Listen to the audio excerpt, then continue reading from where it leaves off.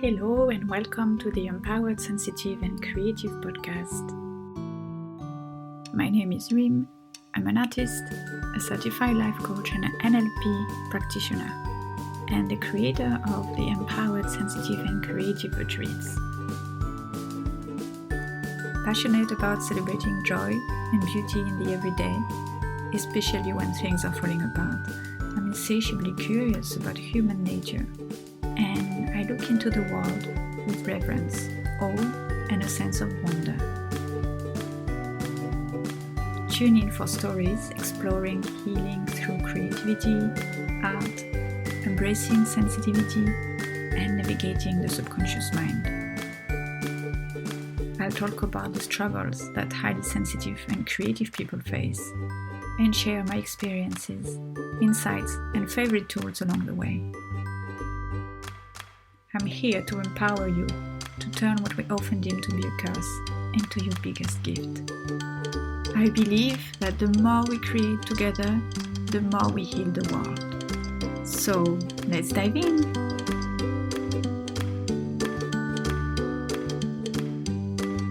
Hello and welcome to another episode of the Empowered, Sensitive and Creative podcast. I'm so happy and grateful for you tuning in.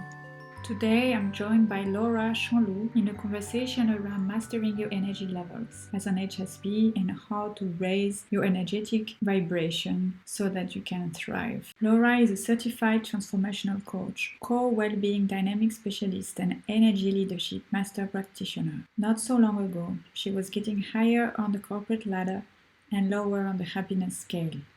She was feeling constantly exhausted, no matter how many hours of sleep she'd get.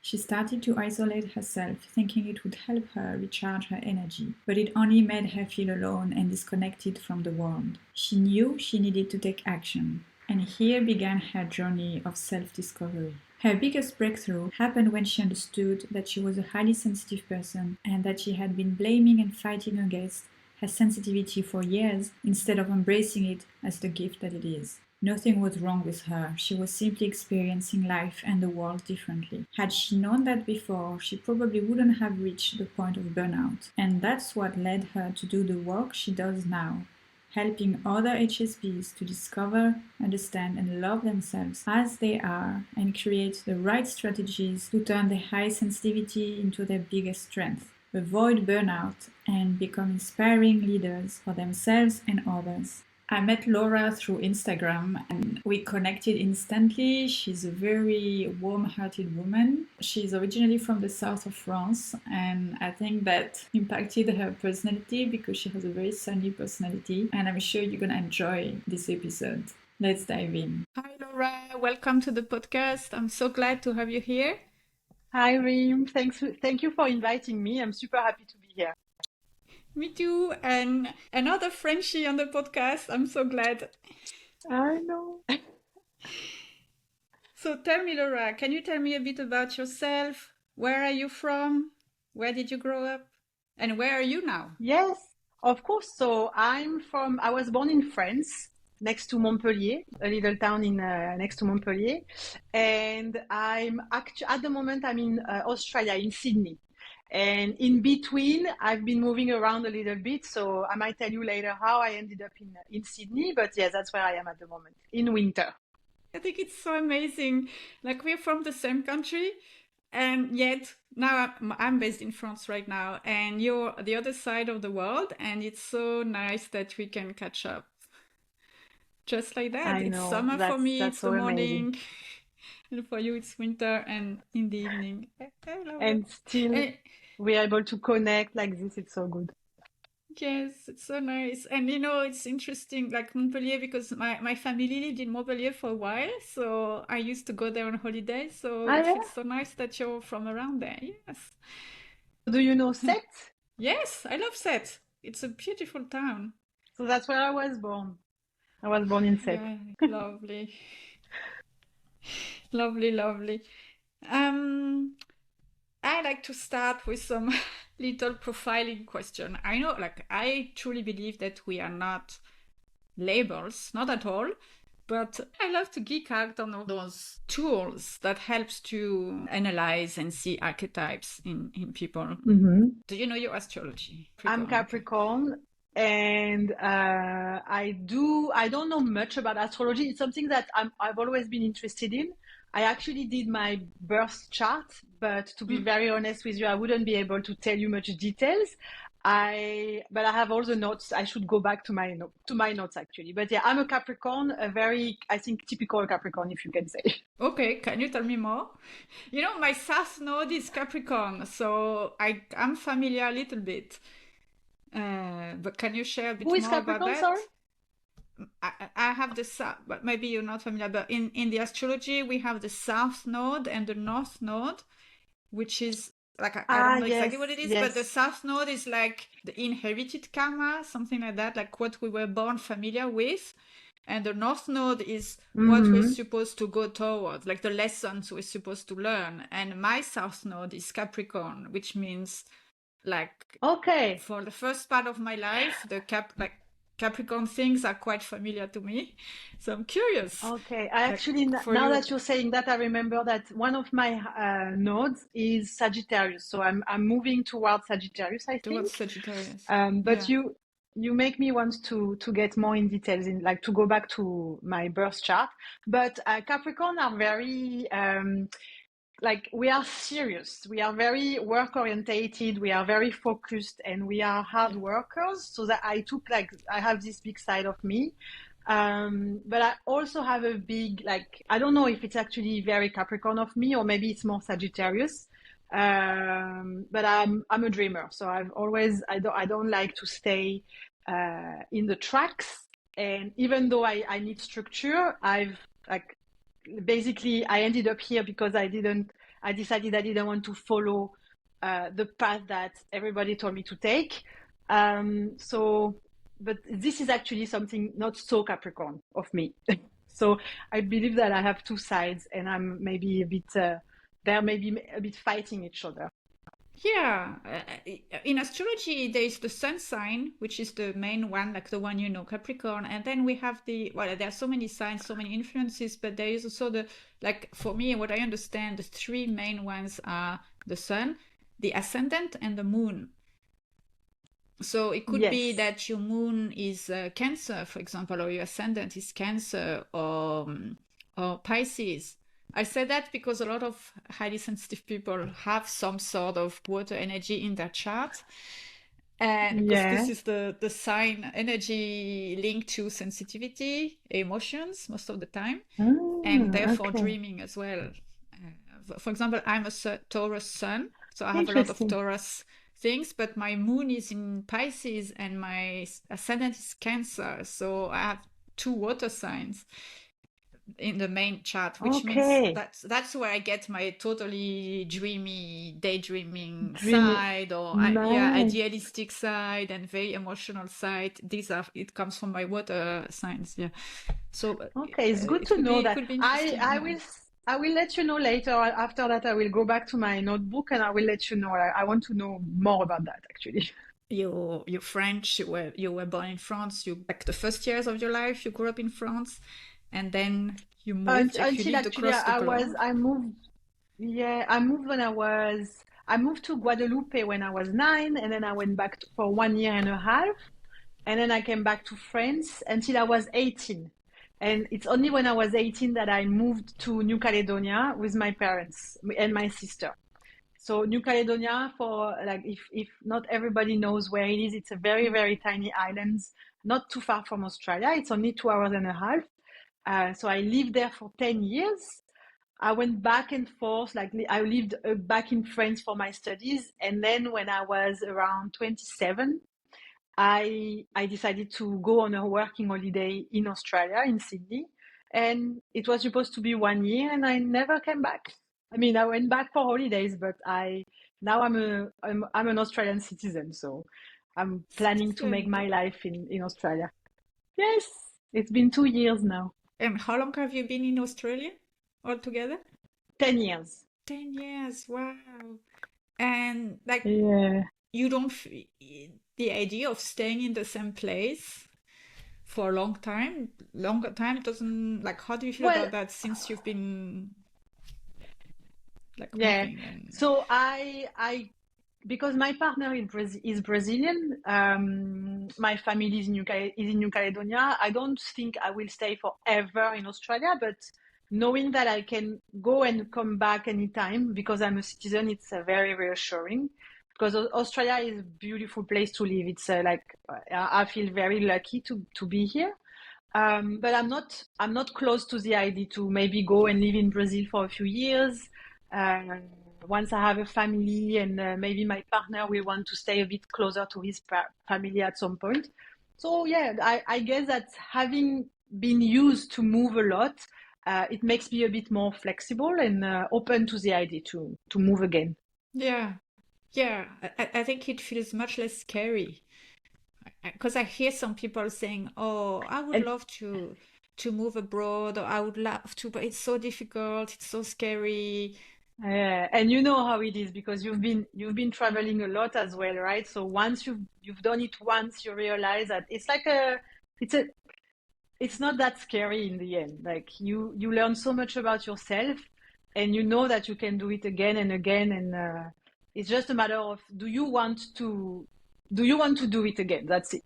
But you Yeah, know you can. yeah, I think at the end of the day, human beings are the same everywhere. Of course, there are some cultural differences, but really, in the essence, I found, well, people are people.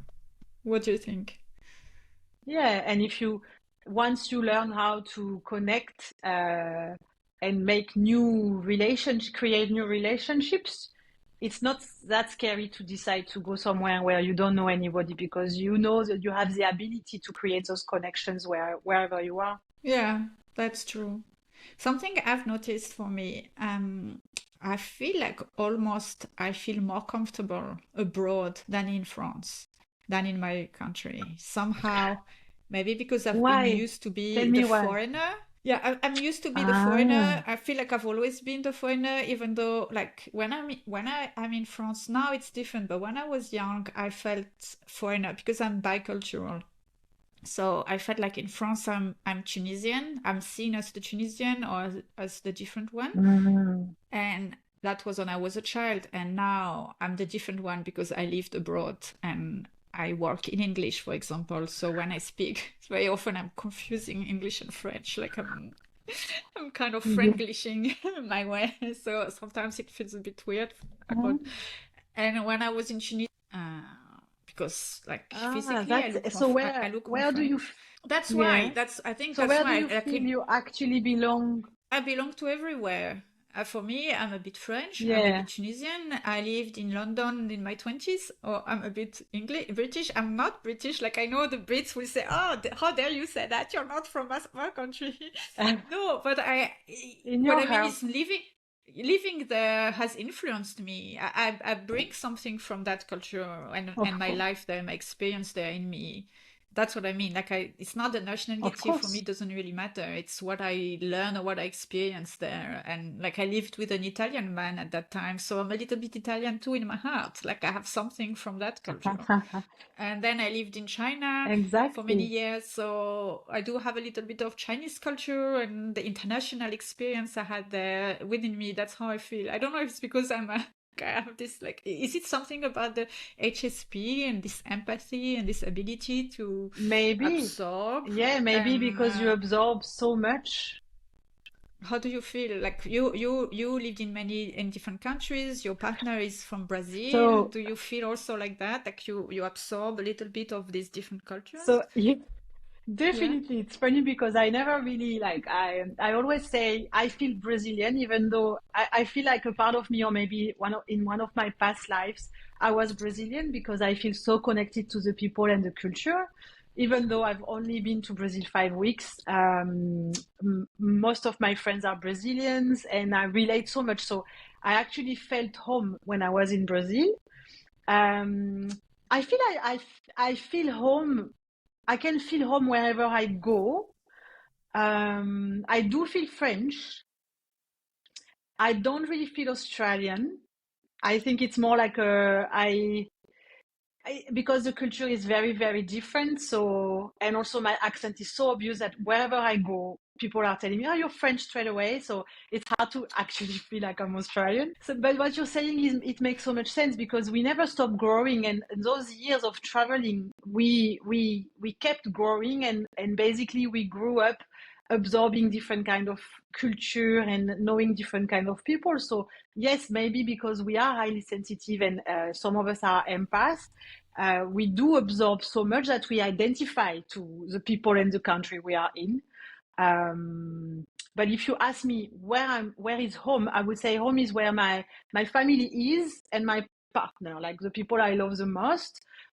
So it can change all the time, right? Yeah. But I feel home in Australia. I feel home in Sydney, and I don't actually. I don't feel that much home in France anymore because I in like the past 7 years I've been there once, so it's a very short amount of time.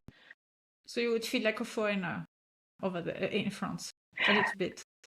It's a bit pushing it, but I wouldn't say I would feel on a holiday, and what makes me feel home is the people that I meet there, you know? Yeah, I see. Yeah, the people. Yeah, that's It. so interesting, the concept of home. Yes.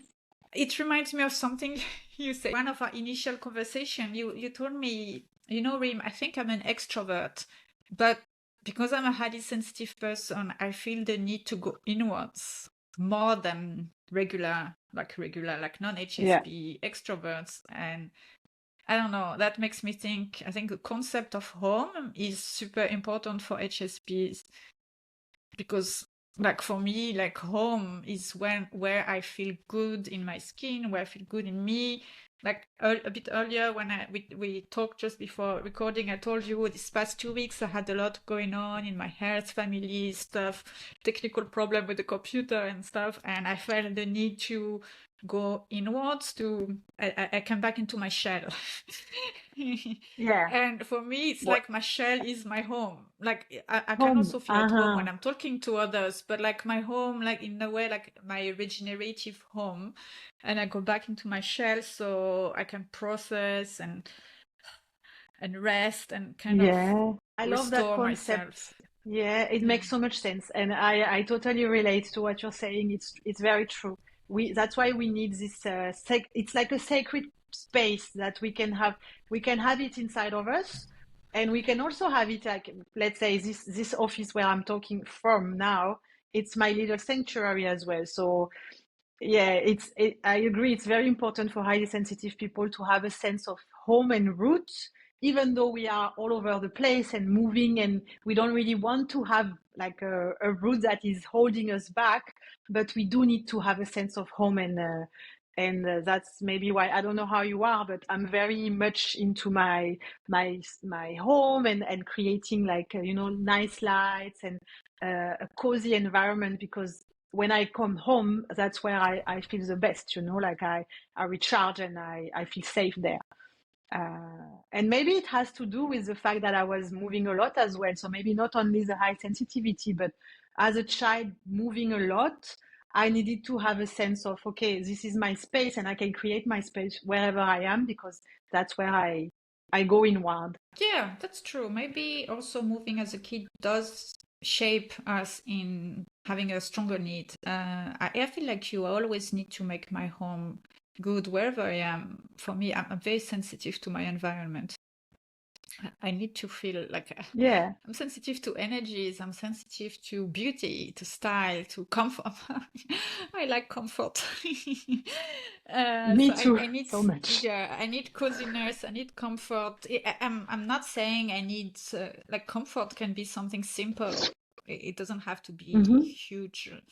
Like I don't need to be couch potato to feel down roots. Makes me think it's funny. Trees. You know how trees have their roots in the soil, in the earth, and like actually their roots go down so deep that under the earth, like many trees, like even if on the surface we think they are quite far away, but under the earth, their roots connect, All because in. sometimes Yeah. their roots are so big and they are so long and they intertwine underneath, and it made me think about like when we travel all over the place.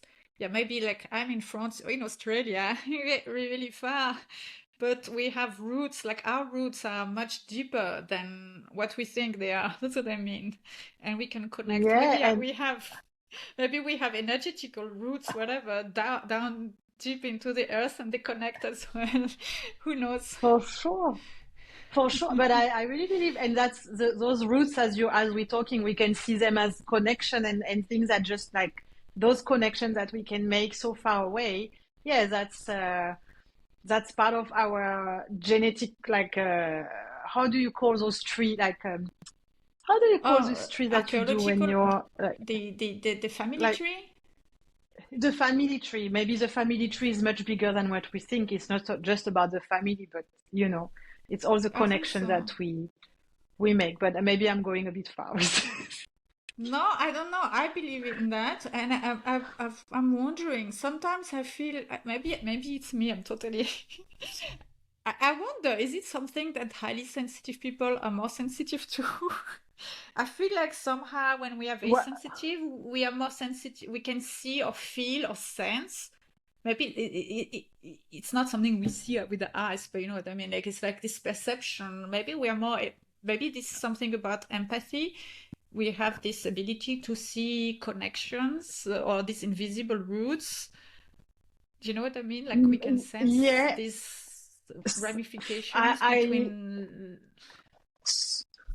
so do you actually? It's interesting because I've listened to something recently, and someone was saying that she was not highly sensitive, but she was. I'm sorry. She was explaining that she was autistic, Ah, but there is different kind of autism, and as a child she used to see connection, like lines, actual lines between people when she was entering a room, but because she was a child and she didn't she thought everybody could see that, you know so until one day. Yes, it's so interesting. Until one day she realized that no, not everybody was able to see those lines, and she started to not see those lines anymore as she grew up.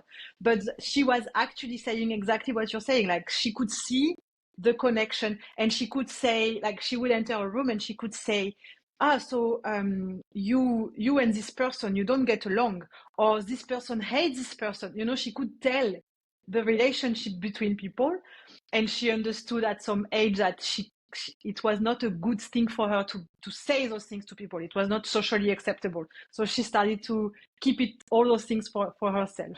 How interesting is that? maybe she could see the Yeah, she energy could between. see. Yeah, it's like Avatar. In Avatar, they touch Yeah, they touch on that as well. You can see the connection between the trees, and you see what's happening, and like the connection with everything. that's so So interesting. definitely high sensitivity. I think like there is this capacity, this ability to sense, maybe to a deeper level than other people that are not highly sensitive. Being able to see what links us as humans, being able to understand people's emotions, being able to understand people's situation, what they go through, being able to understand Mm-hmm. dynamics between people, the energy in a room. You see what I mean? Like, Definitely. I wanted to ask you, let's dive into your experience and your work, and how Yeah. did you, because now you're in Sydney and you work as a coach for highly sensitive people. How did you get here? Like, what is your journey? How did you decide to move to Sydney? You said briefly before, Okay. but like, how did it happen and how did you become a coach? I think you had another career Yeah. before.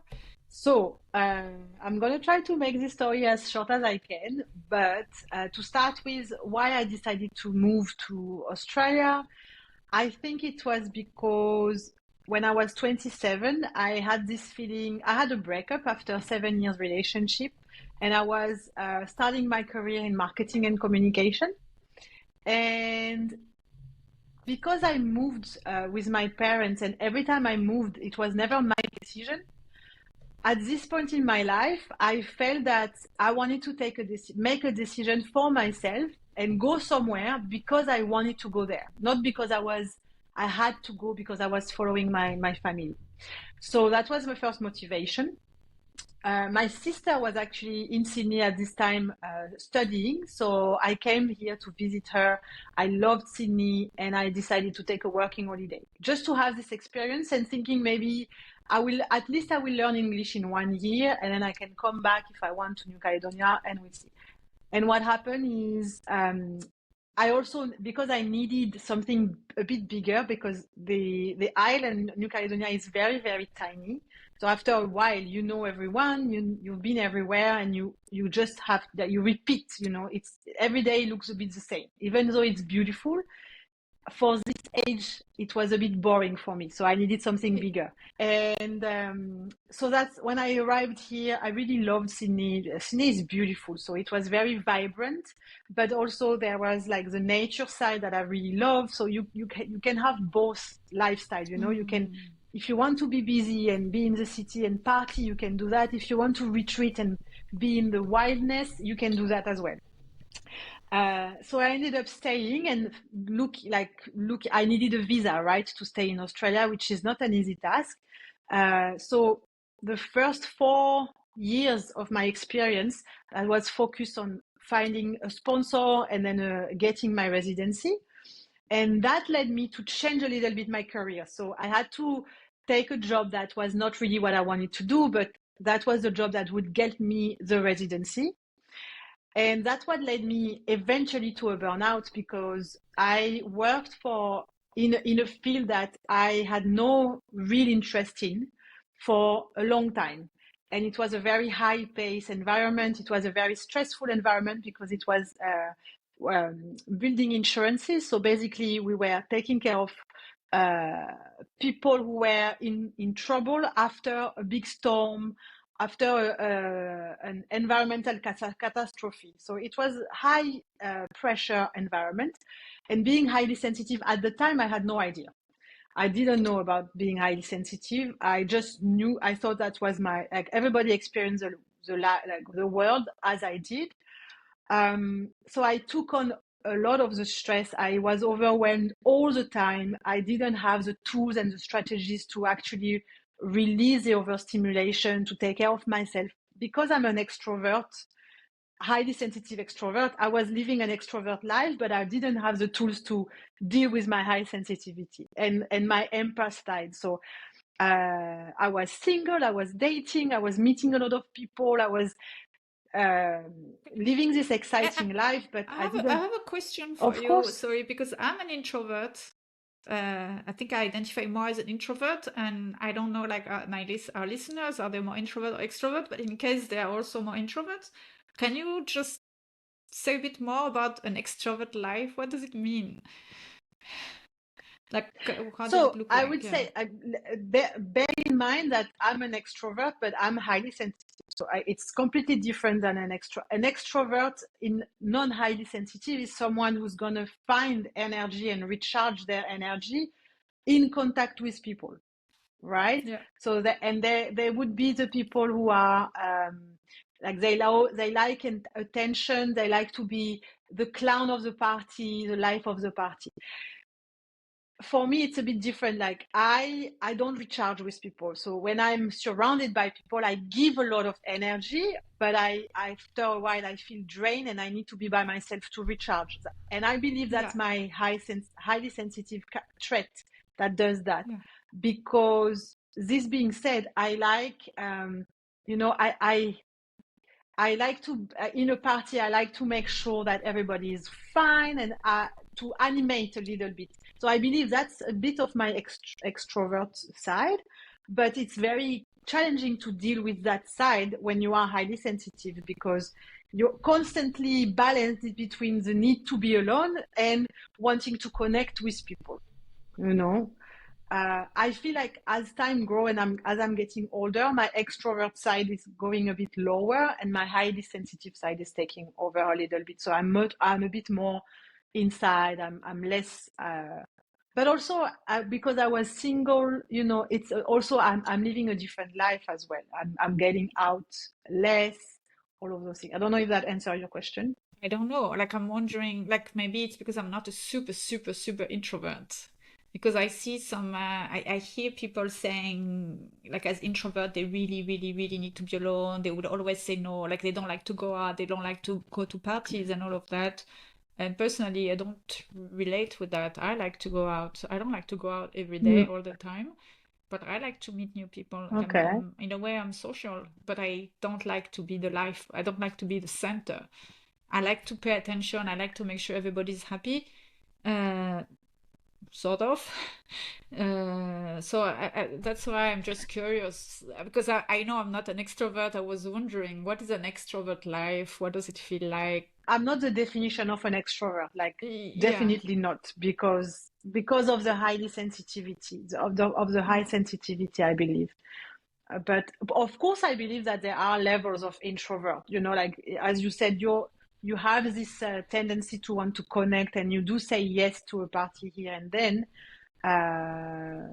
And same for me. Like at the moment, I'm saying no more often than I'm saying yes to parties. So, and also I think we go in phases in our life. As you we said, go you through don't like cycles. labels. Yeah. Yeah, like maybe we go from introvert cycles and then an more extrovert cycle. Like maybe we are a bit both at the same time. Yeah, I believe so. I believe so. But perhaps it's also that for you, maybe I think there is what do they call it? Ambivert? I'm not sure if this term exists, but it's not Yeah. black or white. Mm-hmm. It's not black and white, black or white. It's Yeah. not like some people are a little bit more fluid, let's say.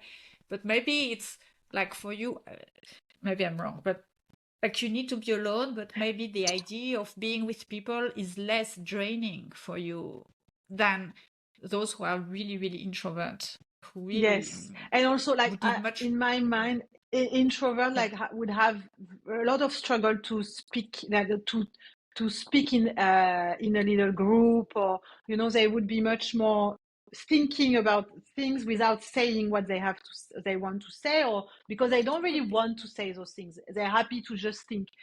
I like to talk. So if Yeah, I'm yeah. deciding to go somewhere, I'm gonna go there and I'm gonna participate, basically. Even if it's a big So group, a I think large that's group. Yeah. no, I would it's hard. I would say if it's a big group, I might find a leader. I might make the group a bit smaller and wait for a time when I feel a bit more safe. But I will probably participate. Yes. Okay. Yeah, yeah. I think that's a very good point. That's interesting. Yes.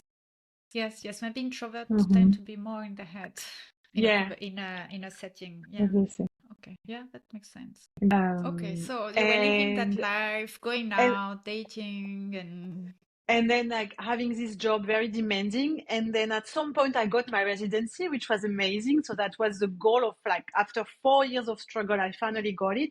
And at this moment when I got it, it was like all the pressure came down, and I had to stay in this job where I didn't have the goal, like the motivation of the residency anymore. So I was staying in this job and I had no purpose over there.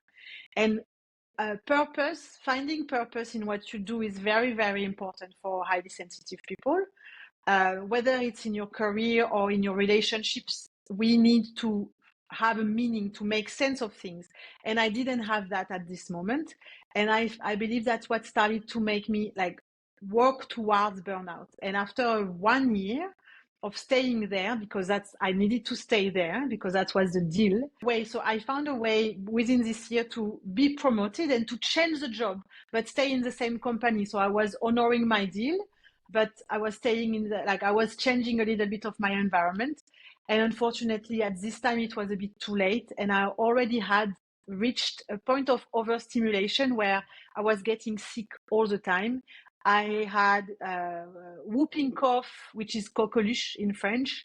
I had glandular fever at some point. So my immune system was very weak. very And intense. when I just was, and when I was just about to start this new job, I couldn't get out of the bed. So I was completely burnt out, and I decided to quit the job because I couldn't function. Like I couldn't. listening to the phone ringing was triggering so much anxiety. I couldn't deal with any amount of stress. So I was really in the middle of the burnout. So when that happened, I left everything I had in Sydney. I left my apartment. I sold all of my furniture, everything. And I went to Bali for Ayurvedic retreat. That was I think it was really what I needed at this time. And thanks to that, it didn't take me as much time as it would have taken me to recover from the burnout, because this place was so special, and they also worked on all my inside, so Ayurveda. I don't know if you're familiar. Are you familiar with Ayurveda? A little bit. So that's the science of the medicine of the body, mind, and spirit are all connected, and it's all going through food, basically. Yeah. And that's what they did. It was like a resetting my entire system. Yeah. Pressing a button, erasing everything and resetting everything. So I did that retreat for 12 days. And then I came back to Australia, and I was in a completely different level of energy. I was approaching life completely differently. So I was healing. It was the beginning of a healing journey. And then a lot of different things happened. COVID happened. I met my partner from that I'm with at the moment, and I started to work a lot on myself. I read a lot of books. I did a lot of meditation that I've never done before, and slowly I started to understand what I wanted to do, and what I was meant for. And what I wanted to do was to help people. And slowly at this time, I started to understand that I was highly sensitive. So it was everything happening at the same time, which helped me to really find my purpose and to decide, okay, I'm not going to go back to the corporate world. I'm going to do something. I'm going to create my own business where I can actually help people. And that's when I went into a coaching training of 1 year. And then slowly I built my business, and it took me time to really understand what was my audience, like the people I wanted to help, but eventually it was highly sensitive people. So I try to make it short, but yeah, basically that's what took me to changing career. It's great. It's interesting. So, okay, I have a lot of points that sorry, that I find so great. So you met your partner before you did all this transformational work, right? Like you did the retreat. It was already a change, but you were not at the level you are now. Like you were still searching, right? I was still searching, but I met him, and that's very interesting. Like, I mean, we could have another 1 hour and a half, but for 8 years I was single, and all of my relationships, they were not working out. I believe because I was not in the right space in my energy. Like my energy was not where it was when I came back. And when I came back, I was really feeling free. I was feeling free from so much. Like I think I was feeling free from myself and my own expectations. And only 1 month after I came back, I met him. And I took the relationship completely differently. I didn't put the pressure that I usually put on other relationships. I was feeling very confident in myself, and I was very much in the moment and embracing what life had to give me at this moment without asking for anything. And that's even though you didn't have a career back then, because you were totally changing. I didn't even have a home, job right? at that point. You didn't have a job. You didn't have a salary. Did you have a home? I had a home because luckily, that's why the universe is very interesting, because when you took a decision that was right for you, and when your energy and your mindset starts changing, you create, like you manifest your life. So at this moment when I was in Bali, I had no idea where to come back when I was coming back to Australia. And then one of my good friend, Brazilian, called me one day and said, hey, when are you coming back? Because my flatmate just told me he's leaving on the 1st of November. And the 1st of November was exactly the day I was coming back. So I said, okay, well, I'm taking the room. And it was a house in Bondi Beach by the ocean with a view on the ocean. And it's always been my dream to have a view on the ocean. So I came back to Australia living a life that I never thought was possible, because it was a very how do you call it? It was not a fancy house, but it was a happy house with a lot of dogs, like living by the ocean in the middle of summer. So everything was working for me. And then I met Pedro, and it was also a concours de circonstances. I don't know how, like, a sequence of events that led me to meet him. Synchronicity? That if Exactly, synchronicity.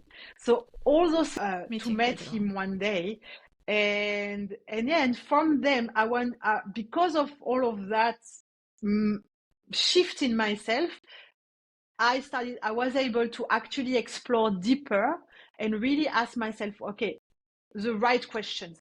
And the universe is funny this way. It tests you as well. So the universe tested me, and I failed the test, because when I came back, I had an opportunity. Someone just gave me a job and told me, look, you should apply. Not gave me, but you should apply. It's a job like in a amazing company, and it was in human resource. And I thought, okay, it's still corporate. I don't know if I want to do that, but maybe I should, because it's an opportunity, right? So I started to convince myself that it was right, because it was in human resource, so that will get me closer to the human side. It's like the reasonable thing to do, right? It was a reason, exactly. It was a reasonable thing. So I did the interview. I got the job. I started the job, and I was miserable in the job again. And then COVID happened, and I lost the job, because I was in a how do you call, like a trial? Like it was a 6 months period of a blessing in disguise that you got laid off, right? Exactly. COVID like was the thing that pushed me out of this door, and that's when I thought, okay, now I'm taking it seriously. Now I'm going to follow this instinct, and I follow through. And after you took a risk. 2 years after, I took the risk, and 2 years after I was starting my business. So that's what happened. 2 years, okay. It took you 2 years, so that's interesting. 1 year of training, and then to be able to start the business really, like 1 year and a half maybe. Yeah, at least sometimes, because like so often people think, well, I need to be perfect, or I need to have everything before I can meet the right partner, for example. I need to have the right job, I need to have money, or I need to have all of that to meet the right partner, or to live my dream life, or to be happy. I need to have this, that, this, and that, and this, and that before, which is not true. Like you met him, you didn't have everything figured out. You were just following. I had nothing figured out, but I was happy. So I was free. Yeah. Maybe that's the secret. Maybe the answer is, you don't need to have everything figured out to be happy. You need to be happy to start to figure out things and attracting the things that you really want in your life. Because the energy, like what you vibrate is what you attract, right? So if you're not happy, you're gonna attract the same kind of energy that you have and that you resonate. If you're happy and you're on a high level of energy, then you're gonna attract the same kind of people. That's true. And also I think that's where true empowerment lies. It's very tempting to rest, to depend on whatever external of you to be happy. But then, like, if you have the great job, the great house, the great partner, great health, I mean, all of that are amazing things, of course, like part of pleasures of life. But if it's removed from you, if something like with COVID, it happened to many people, you lose your partnership, you lose the job, you lose the house. Maybe your health, you get a bit sick, and then so what does it mean? Then you don't deserve to be happy. Then you're lost and you have nothing because you lost some stuff from outside of you. It's like, oh my God. Then you can. I feel like it's like being in this hamster wheel, always trying to get something And so that you can feel yeah, fine. It's always and outside of you. it's so scary to think about, like, if your happiness relies on only things that can be taken away from you, that's so fragile. Yeah, Like, it's exactly. very scary. So what you want is really, it's working from the inside toward the outside, to make sure that you have this ground in yourself and you have this place in yourself that you can always go back to, no matter what happens. And I mean, obviously life is not it's not a la la land, and you're gonna have everybody, like, even the happiest people, they have their moment of down.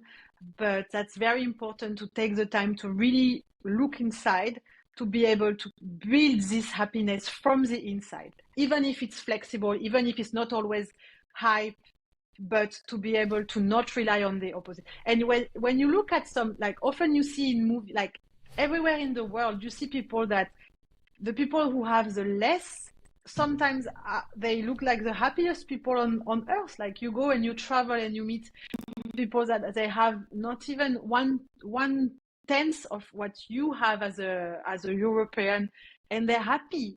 And we can complain about little things and not having what we like, this last thing. And so, yeah, I'm going off track, but that's what I'm I saying. agree, and I think that's what travels also bring. This kind of sense of humility and learning Yeah, to be grateful for what we have. Since we are talking about energy, feeling, being in yeah, the good energy, I think energy is not, being a good energy doesn't mean being happy all the time, because there is no, room for all kind of emotions as a human being. yes, What do you think? Like, exactly. can you tell me more about that? Like, your experience with that, Yeah, your beliefs, what is being an energy, what is energy leadership, and yeah. all of that. So, with pleasure, because I love talking about energies, and thanks to my training, I'm an energy leadership practitioner. So I work with all of my coaches. I work with energies, and what I'm offering is an energy assessment, because all of us, we every day that we wake up, we have a choice. We can make a choice, and we have the choice between 7 different levels of energy. And each of those levels of energy, you can think of a scale like this, and you have the level 1 here, and then the level 7 going up, so from down to up. And all of those levels we experience every day on a daily basis. We navigate through all of the levels. So when what I do with my coaches is that I have an assessment which can give you a report of a picture of how much of each level of energy they have at a specific time. And that's called the energetic vibration. And when we talk about energetic vibration, what does that mean? Is your energetic vibration is like the way you're going through life and what you resonate to other people. It doesn't mean that there is a bad or a good level, because all of the levels, they have their utility. It just means that if you're not conscious about any of those levels, you can feel like a victim of your emotions and of your thoughts and of your energy all of the time. What I'm working with is to raise the consciousness and the awareness of my coaches around their energetic vibration, so they understand a bit better what energy levels are available to them, what energy levels they tend to go to most of the time, because we all have a tendency, and how they can actually improve and raise their energetic vibration. Our thoughts create our emotions and lead us to action, right? And that is what is going to create, that is what's going to define which level of energy you are in. Okay, so for example, if I think I'm a victim all the time and I always lose, I have this thought that's creating an energy level number 1. Okay, and if I go through life thinking this all the time and I stay in my level 1 of energy, not very much is going to happen, and my life satisfaction is going to be very low. But if I have the awareness and I know that I'm in this level, and I have a choice. I have the choice to get out of this level and to create a different level of energy that's gonna help me to actually produce and be happier. Then I can at some point get out of this level. Does that make sense? Yes. I know it's a bit abstract. No, Yeah. I mean, yes, but So personally, I totally believe in energy, so it totally makes sense.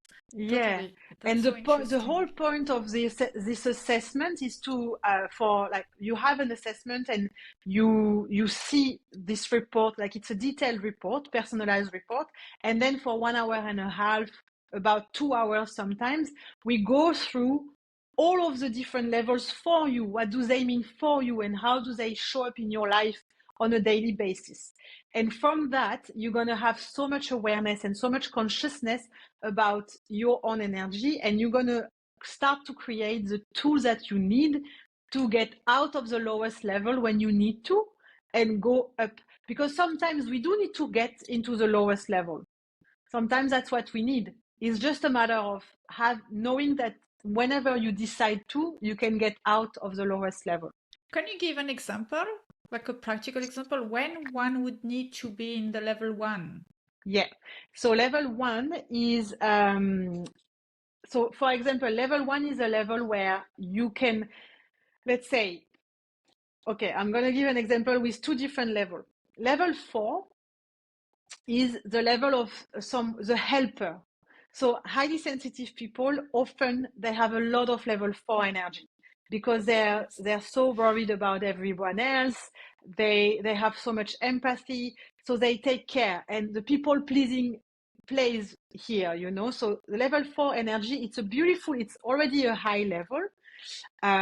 We have, I mean, now I'm getting into details, but there is 2 kinds of energies. There is catabolic energy, which is the 2 lowest level on the spectrum, and then there is anabolic energy.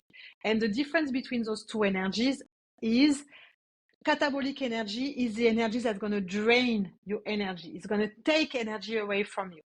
Anabolic energy is energy that's going to recharge your energy. So the more anabolic energy you have, the more energy you get. So that's the difference between 2 kinds. When you have a lot of level 4, you are already in an anabolic energy, which is beautiful. It's wonderful. But if you don't take care of yourself, at some point you might feel like you're taking care of everybody, but no one is taking care of you. And at this moment, puff, you're going to drop into the level 1 energy, which is nobody's taking care of me. I'm going to give up. I don't want to see anybody. And sometimes that's exactly what you need. Isn't it also the energy of why does it always happen to me? Why are Yeah. people always... Why does it happen? Exactly. Yeah. The victim. Yeah. That's the victim. So this is to explain sometimes you do need to stay 1 day, 2 days on the couch and watch TV. Sometimes you need to do that, you know, and Or it's cry. okay. Or you need to cry. You need to put a good sad movie and cry. Sometimes you need to be in this level 1. But what's important is to consciously decide to be there, not to be a victim of your energy, you know. And that's what's going to make the difference between you staying for 1 day on the couch recharging and you staying for a few weeks depressed and not doing anything and not seeing anyone. That's what makes a difference. For example, another moment that you want to choose a level, a lower level, is level 2 is the level of, it's like the conflict. And that's where anger is the most dominant emotion. And sometimes you need to be angry. Sometimes the right response for you in the moment, not on a long term, but on a moment, is to actually be angry. That's the way. That's your solution. So you can decide to be in this level for this moment consciously. There is a difference between doing that and being completely overwhelmed with anger and bursting into screaming and you know, like being violent with words or physically without having any control around that. And that's what makes the difference between understanding your energy levels and your energetic vibration and the purpose and the impact that each level can have in your life, and not knowing any of that. And that's what I do. That's why I'm so into this this part of the job that I do because it's such a massive transformation for everybody.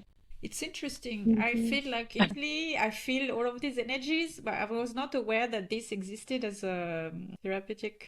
It's I would say it's a bit like it's a bit of a science as well if you think about it because it's a lot of numbers. There is a chart, so yeah. But But then how do it's we, like, if for someone who is used to be the victim, who is level one, and then Mhm. they start to take the habit to watch, to be aware of the energy, how can they stop this victim pattern, this victim mindset? Do you know, because it could be like they could use it to beat themselves, like, oh, I'm yeah, away. Why can I not change my energy? Why is it so hard? Oh my God, I always get it wrong. Even though I'm working on myself, I still cannot manage to get to level 4, level 5, level 6, this kind of thing. I suspect yeah. it could happen like that. Well, I would say like firstly, like this level, if someone is not keen and willing to really make a change, they won't even do this test. So from the minute someone calls me and wants to work with me, they already make a decision to make a change. When they learn about their level of energy, obviously it might take time. If someone is very much into the level one energy, that's something they've been carrying for a long time, so it's a comfort zone, right? But then we're going to work together, and I also have the awareness of their level of energy, so I can, after this session, I can use the energy and speak this language and say, look, this is what level of energy do you think you are right now? And they're going to say, yeah, like I'm level one. And then they realize, once they understand that in this level nothing happens, they decide, why are you here today? You're here because you want to transform your life. You're here because you want to make things differently now. So what do you need to do in order to get there? And most of the time they don't stay here. So it might take a while, it might take patience, and I'm not saying that they will never go back there, but I'm here to help them to create the tools to go there as little as they can and to get out of there as fast as they can. So the awareness helps them to realize that they have the choice and that they have within them, like, is it like we all have within us all the ranges we have number 1, 2, 3, 4, 5, 7. We have all of these levels of Yeah. energy within us, and we have the choice to pick the one Yeah, we want to exactly. feel. Yeah. And also, so there is two things important here. The first one is because obviously we didn't talk about all of the levels, but when I have this session with them, we explore the highest levels, and they identify those highest levels. Even if they are not getting there very often, we can identify how they can get there. So that means they're also aware of how to get to the highest level. That's one thing, because they know they can pinpoint some experiences that create those high level of energy. They know how to reproduce. And also, you said it yourself, from the minute that you know that you have a choice, you're not a victim anymore because you have a choice. Being a victim, it's feeling that you have no choice. But because you know that you have a choice, then you get out of that because that's not true anymore. So there is a lot of work around it, and it's a lot of mindset shift, and there is some work to do during this session and after. But that's how it works, and it does work. Yeah. I hear a lot of, like, I think a lot of, like, the big thing I see amongst HSP is my high sensitivity is a curse. I'm sure you've So heard that too. yeah. Yeah, Maybe you and even felt that that's as well. actually I never felt this way. I'm so lucky to say that. I know, because I know so many highly sensitive people. They have this experience because they've been told that, that so something was wrong. Luckily, I was never told that. I felt different, but I never really felt like I was always kind of proud of my sensitivity. I always felt like it was giving me something, a little bonus, something like I loved this part of me, even when I didn't know what it was. But that's one of the first thing I work with my coaches is to teach them how to see their sensitivity in a different light. And then often when we get to this point in the process of the energy levels, their relationship with their sensitivity is very connected to their level of energy, for sure. Highly sensitive trait can be seen as level 7. Oh, it's not working like that. But for example, the high intuition, the connection to the nature, the connection to the universe, and being in the moment and being amazed by the little things, that's definitely level 7, 6, 7. So that's something that actually highly sensitive people, they have a lot of access to those highest levels. Even when they don't know, they tap into it. Like when you look at the ocean for a long time and you get lost into your daydreams and those things, that when you lose the track of time, and that's part of the highest levels. So yeah. I always feel like being highly sensitive, like living life more intensely. So the good things, like we have this ability. Yes, we have this ability to feel, we can feel very low, very drained, very sad, like really feel it deeply, and it can seem like, so tough, right? But it also means we have this possibility to feel joyful, but like so joyful, so happy sometimes. So like we can feel love, and as you said, the connection to the universe, to nature, to animals, to others, to like watching the ocean can make, like watching the ocean for 20 minutes, doing nothing else than watching the ocean, like we really watch it, we don't need anything else at that moment, and it's like amazing. It's a chance. It's like we can connect to the world. Exactly. And observe it's like people, being very like, alive. as much as it is being extra alive, and as much as we absorb negative energy sometimes, knowing that we can learn how to not absorb, but also like how amazing is it to be able to look at people, observe people, and feel the joy that they feel, even though you don't know you have no idea what's happening in their life, but being very present. And I remember one day that sitting on the beach and looking at this little boy and his dad teaching him how to surf. And this little boy was like, I don't know, 3 years old, and there was so much joy emanating from him. I was staring at him for I don't know how long, and it was amazing. I felt so good just watching him. So those are gifts that maybe not every highly sensitive person is aware of, but when they start realizing that it's in them, they're going to do more of that, and they're going to create more joy, and that's going to raise their energetic vibration. So it's all part of a practice. It's a practice. It's working on that every day. So would you say then, like, being aware of your present moment, and also like using this skill, this ability to find joy in what you do, but also in others around you, like what you see, it also helps you to raise your energetical vibration? 100%. Yes. Is it something that you did on yourself, like you practice yourself to get out of your burnout? Did you work on that, or is it something that you discovered later? So I started to become aware of that in the retreat, because in the retreat that I've done just after my burnout, it was all about meditating and being in the moment and journaling, and I had nothing else to do, so I did that. And that's when I started to really meditate seriously. And meditation helped me to really realize the power of being present and connect to something bigger than me. So yes, I started to be aware then, and then I practice this awareness, and I made it more present. Like I've been teaching my brain to be more aware of those moments, so I can reproduce them more. That makes sense. Yeah, I totally relate. Meditation helps a lot. I find Oh my personally, God. I don't meditate all the time. There are times in my life where I feel like I really want to have a meditation practice.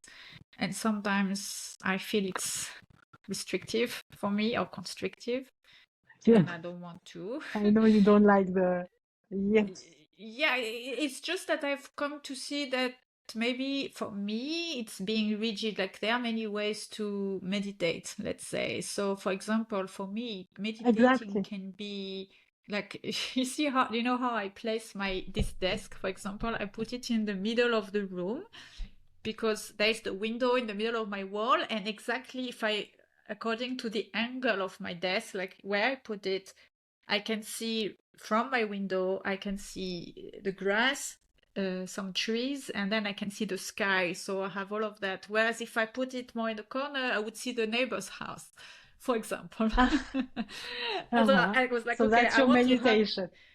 but so like sometimes I just sit at my desk when I feel like I need to retreat within me or within from doing. I need to be instead of doing. I just like for me it could be just like I sit like that and I'm watching Watch. right now, so and I just watch Yeah, at the that's sky, look at the meditation. sky.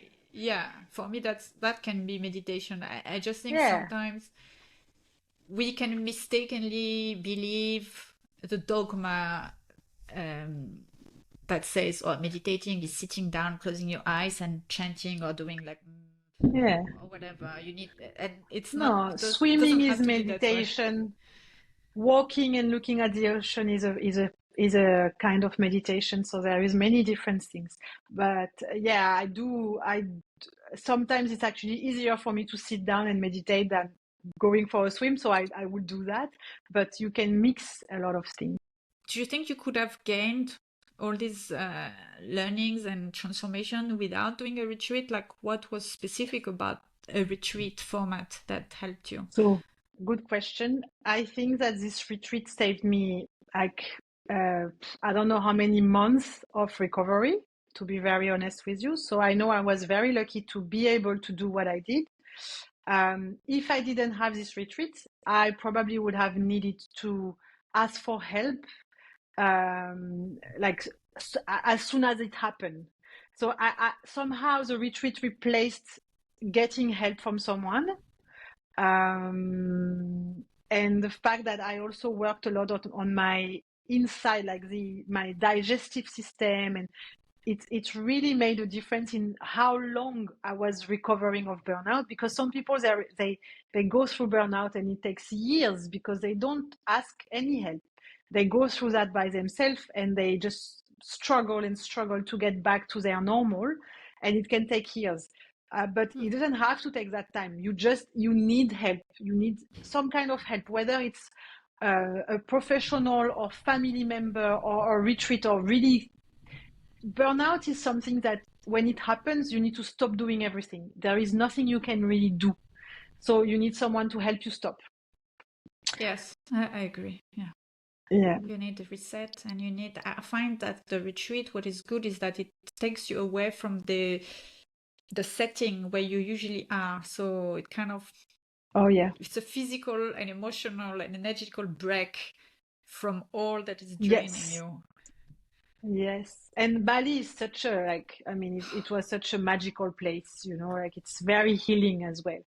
But Yeah. obviously, it's not because maybe if someone is going through burnout and listening to that, you don't need to go to Bali on a retreat to get better. No, what you need to do is to stop everything and to tell your loved ones what you're going through, and to get some help somehow, because it will take you so much longer if you go through that by yourself, and it will be much harder. So get some help, talk to somebody, and take it from there, and know that it's going to pass. But for it to pass, you do need to make some changes. Yes, you need to do things differently, and you need a reset. A burnout is a signal. Hey, stop. Oh, yeah. Stop what you're Yeah. doing. That's a red flag. Mm-hmm. Yeah. Redirect. Amazing. Redirect. Okay. I have few wrapping up questions. I Uh-huh. would like you to tell me, what does it mean for you being an empowered, sensitive, and creative? Oh, wow. Okay. What does that mean for me to be empowered and Empowered, sensitive, and okay, creative. yeah, I for me it means I guess that you're true to yourself, your sensitive self, and you stopped trying to hide this part of you. And you became proud of your sensitivity. For me, that's what makes an empowered sensitive person and sensitive soul, because then once you get to this stage, you unlock your creativity, and that's yeah, that's the secret. Loving who you are and showing who you are with pride. I love that. Which also can mean if you are at the moment level 1 in your energetic scale, loving yourself anyway, right? Exactly. I I believe. mean, maybe Not it blaming can sound yourself. hard. It's like stop blaming yourself and know that you have so much power in yourself and you can decide, you can choose, you have the choice. That's empowering. I love that. And if you were a color, what color would you be? Yellow. I love yellow. Like The warm same. yellow, Warm yellow. Yeah. And a texture? Can water be is texture is Yes, I guess. Kind of a it's an texture element. that we I cannot would be grasp. one. Fluid. Well, but you can feel it. You can feel the water. Yeah, you can feel it, but you cannot hold Grasp. it. Like, you Okay, cannot keep it. You cannot that's grasp, right? It's like, so it's very free. It's very free. I like that. I would be water. okay, a scent. What's coming to me is like a fleur d'oranger. I don't know how you say. Like Oh, I love yes, this smell. orange It's blossom. yeah, orange blossom. That's it. I would be that. I love that. And a sound? A sound, whale, a whale scream, like a whale sound. You know those Ah, whales? yeah, yeah, yeah. I love that. So interesting. I love those And if, questions. yeah, me too.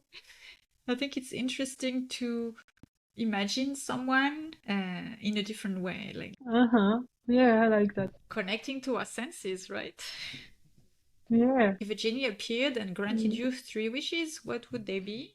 So that would be to be able at some point in my life to live in the same country than my parents and sister and partner and his family. That would be a dream. Like it will be very hard to make it happen, but that would be the dream. So my second dream would be to write a book. So I've always loved writing, and I started to write a book years ago in French. I had to stop because life happens and you get busy and you start a business, so it was all too much. But that would be one of my biggest dreams, is to have a book published and spread the love. Like I have that.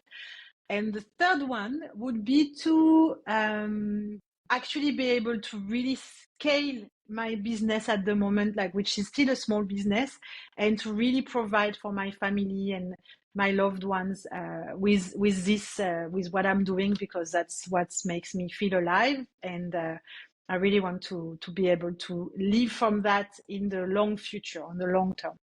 I love that. It reminded me something I wanted to say when you said that it took you 1.5 years from your coaching training, like to when you had your burnout to your coaching training to actually make it a business. I wanted to say things take time.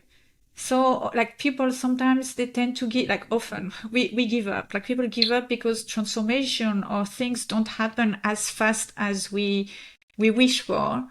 And sometimes it takes time. And when you think about it, 1.5 years, 2 years, it's not that long in the grand No. scheme of things. And Yeah. how long? So you've had your business 2 Thanks years for now? saying that. So I started the business in 21, and but there is a difference between starting the business and being able to live from it. So it took a while to be able to do that full time. So now it's been only since January. So I started in mid 2021, and only in the beginning of 23, I left my second job. So I could actually support myself with just the coaching business. So that, yes, it does take time. And thanks for saying that, because even if we know that as coaches, that it's even us, like we go through those periods of doubts, and because it takes time, and sometimes you wish that you could just find a journey and make it happen. It's a matter of being consistent and keep working towards it. Yeah, for sure. Yes, it's not only about wishing. Of course, it's important to have the intention, but it takes time, and we should It not hold does. this as a reason to beat ourselves No. and think that we are failures and that we are a victim, that, because I'm doing things wrong. It's not that. It's just Yeah. it takes time, and business is hard. Doing something like from the heart and creative. I think being a coach is creative. It's kind of, you need to be creative with your mind and your strategies and your flexibility of apprehending life. True. So it's definitely creative. It takes time, but it's worth it. That's so true. Isn't it? It is so worth And it. as you It's so worth it. and it's okay to have a part-time job. Like you had another job, right? You said you had a second job, so Yeah. we can do both at the same time. It doesn't have to be one or the other. Yeah, I wish I left it before, because I hang on to it by fear. I was scared of letting it go. And when I let it go, I realized that I could have let it go before, but it was my sense of security. So I needed that to, Yeah, to, and it's very yeah, valid. to It's take the leap. important to feel safe. Yeah, Yeah. it What is. job was it, if you don't mind sharing? I was working so I had a conflict of value there, actually. I was working in e-commerce for Prada, which is not a brand that I really value.